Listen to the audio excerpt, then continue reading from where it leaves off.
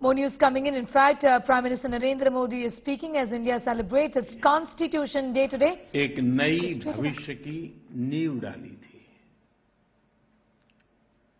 इस बार का संविधान दिवस इसलिए भी विशेष है क्योंकि भारत ने अपनी आजादी के 75 वर्ष पूरे किए हैं।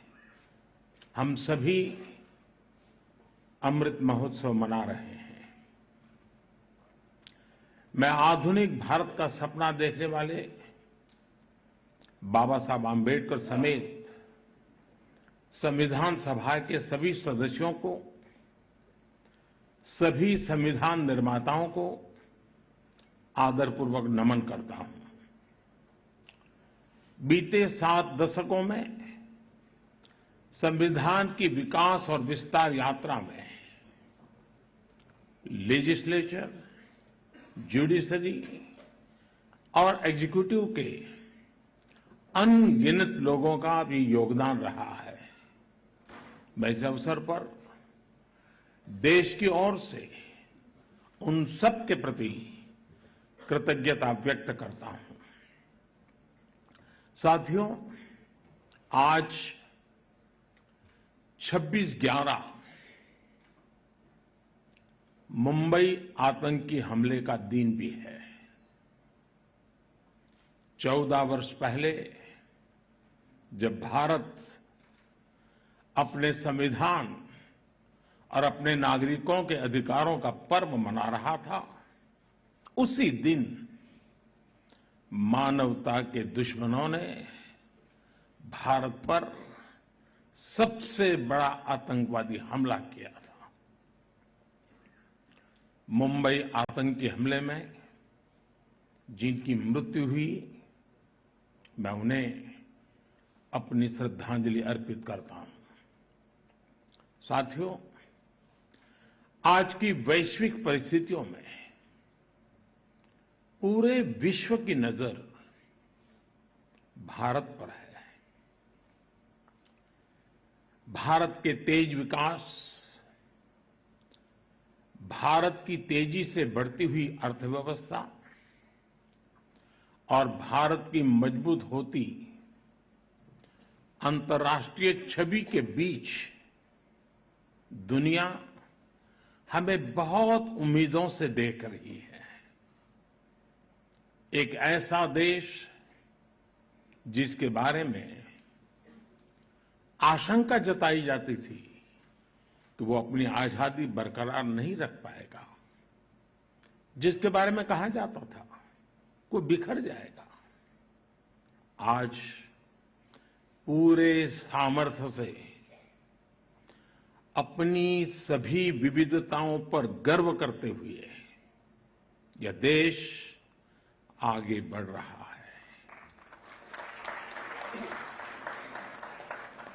और इन सब के पीछे हमारी सबसे बड़ी ताकत हमारा संविधान है।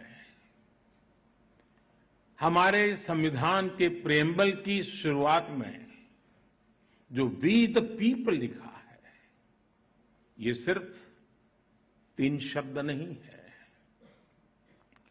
वी द पीपल एक आह्वान है, एक प्रतिज्ञा है, एक विश्वास है। संविधान में लिखी ये भावना उस भारत की मूल भावना है जो दुनिया में लोकतंत्र की जननी रहा है, मदर ऑफ डेमोक्रेसी रहा है। यही भावना हमें वैशाली के गणराज्य में भी दिखती है, वेद की ऋचाओं में भी दिखती है। महाभारत में भी कहा गया है, लोकरंजनम एव अत्र राज्ञाः धर्मः सनातनः सत्यस्य रक्षणं चैव व्यवहारस्य चार्जवम्। अर्थात लोक को यानी नागरिकों को सुखी रखना, सच्चाई के साथ खड़े होना और सरल व्यवहार, यही राज्य का व्यवहार होना चाहिए। आधुनिक संदर्भ में भारत के संविधान ने देश की इन सभी सांस्कृतिक और नैतिक भावनाओं को समाहित किया हुआ है। मुझे संतोष है कि आज देश मदर ऑफ डेमोक्रेसी के रूप में अपने इन प्राचीन आदर्शों को और संविधान की भावना को लगातार मजबूत कर रहा है। प्रो पीपल पॉलिसीज की ताकत से आज देश और देश का गरीब, देश की माताएं बहनें, उनका सशक्तिकरण हो रहा है। सामान्य मानवीय के लिए आज कानूनों को सरल बनाया जा रहा है। टाइमली जस्टिस के लिए हमारी जुडिशरी भी लगातार कई सार्थक कदम उठा रही है। आज भी सुप्रीम कोर्ट द्वारा शुरू किए गए ई इनिशिएटिव्स को लॉन्च करने का अवसर मुझे मिला है। मैं इस शुरुआत के लिए और ईज ऑफ जस्टिस के प्रयासों के लिए मैं आप सभी को बधाई देता हूं। इस बार 15 अगस्त को लाल किले से मैंने कर्तव्यों की बात पर बल दिया था। ये हमारे संविधान की ही भावना का प्रकटीकरण है। महात्मा गांधी कहते थे कि हमारे अधिकार हमारे वो कर्तव्य हैं जिन्हें हम सच्ची इंटीग्रिटी और डेडिकेशन के साथ पूरा करते हैं। आज अमृतकाल में जब हम आजादी के 75 वर्ष पूर्ण करके अगले 25 वर्षों की यात्रा शुरू कर रहे हैं, तो संविधान का ये मंत्र देश के लिए एक संकल्प बन रहा है। आजादी का यह अमृतकाल देश के लिए कर्तव्य काल है। चाहे व्यक्ति हो या संस्थाएं, हमारे दायित्व ही आज हमारी पहली प्राथमिकता है। अपने कर्तव्य पथ पर चलते हुए ही हम देश को विकास की नई ऊंचाई पर ले जा सकते हैं। आज भारत के सामने नित नए अवसर बन रहे हैं।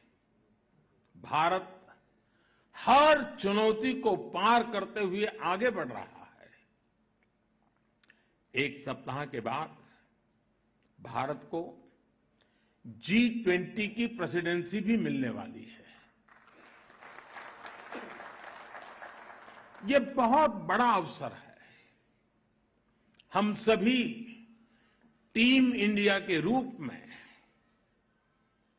विश्व में भारत की प्रतिष्ठा को बढ़ाएं,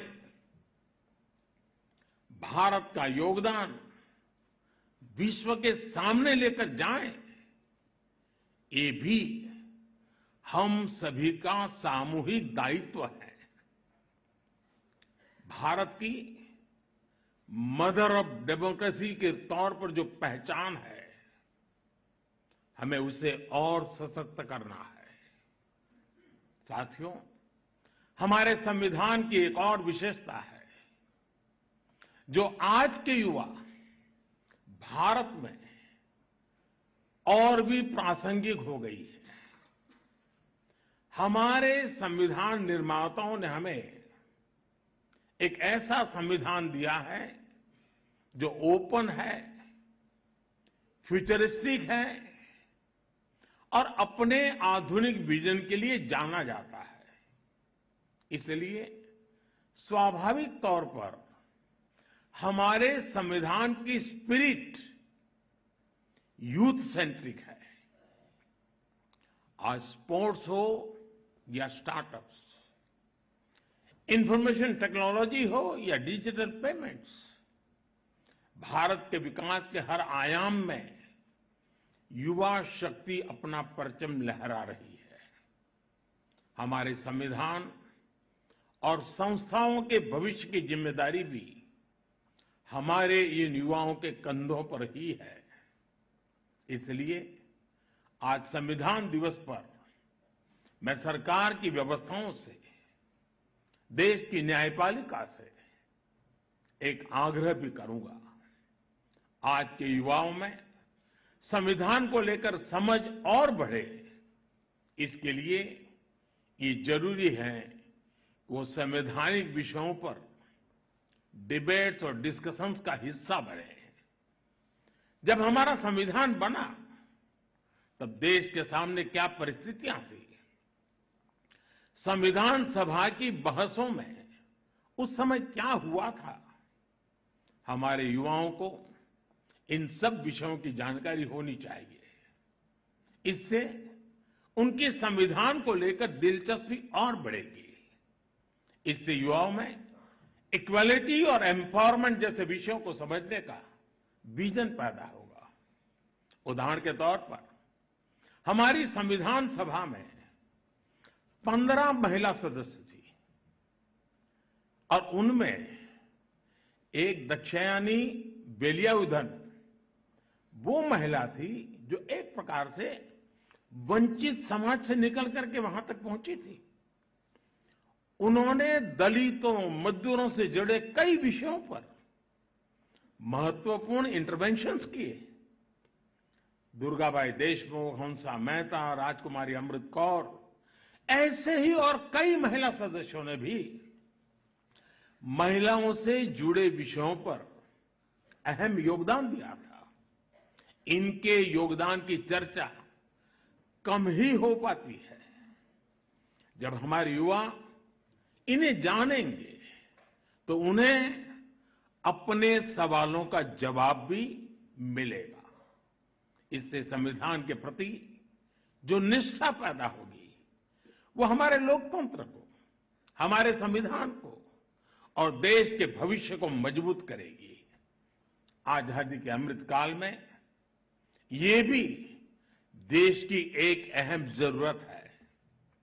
मुझे आशा है संविधान दिवस इस दिशा में हमारे संकल्पों को और अधिक ऊर्जा देगा।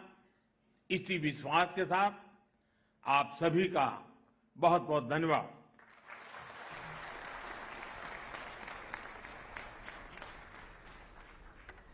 धन्यवाद माननीय प्रधानमंत्री जी। You heard from the Prime Minister paying homage to the martyrs of 26/11 Mumbai terror attacks, also commemorating India's Constitution Day, celebrating India's Constitution Day today.